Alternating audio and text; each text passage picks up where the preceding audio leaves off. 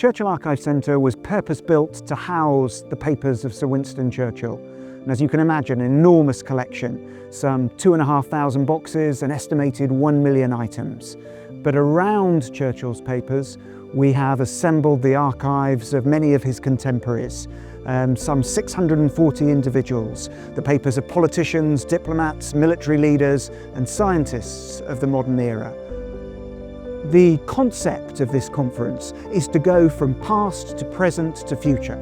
So this is an opportunity to use the convening power of the Archive Centre, to use the convening power of Cambridge University to bring together practitioners from different fields, with representatives of the military, of business, of diplomacy and politics, and have a dialogue about how you approach geopolitical risk and how you can learn from the past to do that.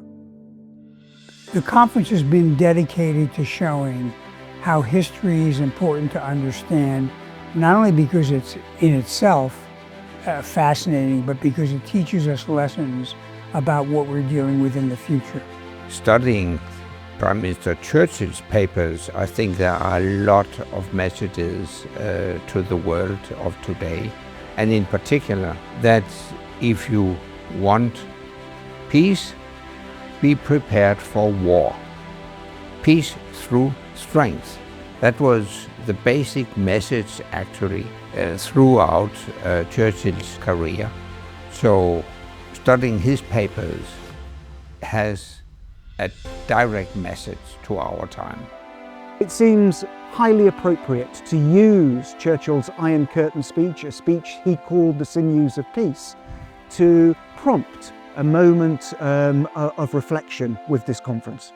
It's been as much about the panels as about the bringing people together who might not otherwise have the opportunity to discuss these issues. It's been exciting to come back here, and I think what's unique about Churchill is 70% of the student body here is focused on STEM areas.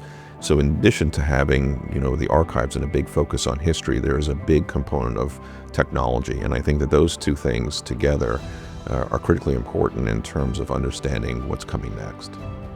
The conference is based around Churchill's Sinews of Peace speech, so it was really fantastic to be able to see some of the documentation around that speech and really being able to connect the history that is backing up these discussions that we're having over the next few days around geopolitical risk with what Churchill had to say about it in 1946. We had the opportunity to go through some of the archives and look at older material, correspondence between President Roosevelt and Prime Minister Churchill, which I found fascinating.